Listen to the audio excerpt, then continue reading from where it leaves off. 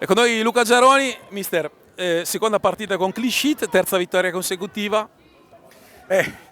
Stento quasi a crederci, no adesso a parte gli scherzi, sono molto contento per la prestazione che hanno fatto stasera i ragazzi, al di là del risultato che ovviamente poi è quello che conta, però mi è piaciuto molto l'approccio, ma già dagli spogliatoi, prima ancora di iniziare il riscaldamento, avevo visto nei ragazzi proprio lo sguardo di chi voleva entrare e giocare una partita di un certo tipo e poi l'hanno fatto. Il Correggio è un'ottima squadra perché il Correggio gioca veramente bene, molto ben allenata e ha delle individualità anche molto importanti. Ci ha messo in difficoltà secondo me nei primi 10-15 minuti, poi dopo l'1-0 probabilmente ci siamo sbloccati anche un po' mentalmente e poi abbiamo giocato veramente bene, sono molto contento davvero. Luca, al di là della prestazione di Reggio, che chiaramente è sotto gli occhi di tutti,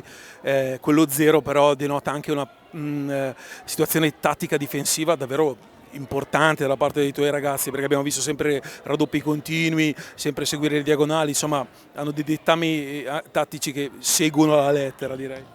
Sì, stiamo cercando di lavorare molto sui concetti difensivi perché io sono sempre dell'idea che poi una buona difesa, una difesa fatta bene ti porta poi anche ad attaccare bene. Stasera l'abbiamo fatto, quello che chiedevo ai miei ragazzi soprattutto nei time out e durante la partita era gli aiuti costanti,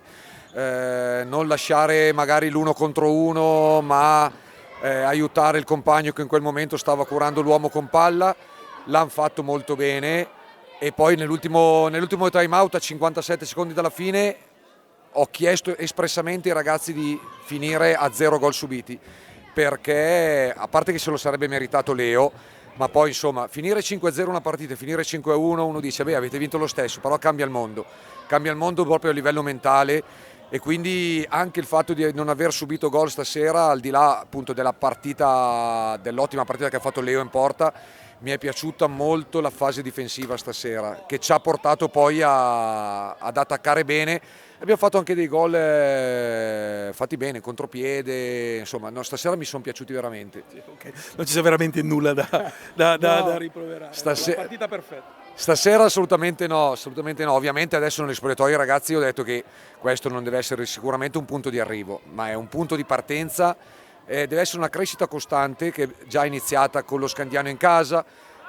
è continuata a Pico e stasera deve essere un altro tassello nella nostra crescita che ci deve portare poi al 7 di dicembre quando poi inizierà il campionato in una condizione fisica e soprattutto mentale ottimale perché poi il campionato è tutta un'altra storia, sono altre partite, altre realtà e si riparte da zero, però insomma arrivare al campionato con 3 vittorie consecutive e adesso avremo il Modena in casa la prossima, insomma la fiducia è tanta, soprattutto voglio che cresca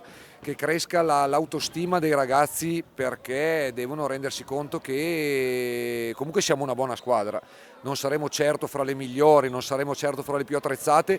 ma siamo una buona squadra con dei buoni valori e quando iniziano a crederci anche i ragazzi allora ci sarà da divertirsi. La cosa si fa interessante e i risultati parlano per loro. Grazie Giaro. Grazie a voi, buona serata.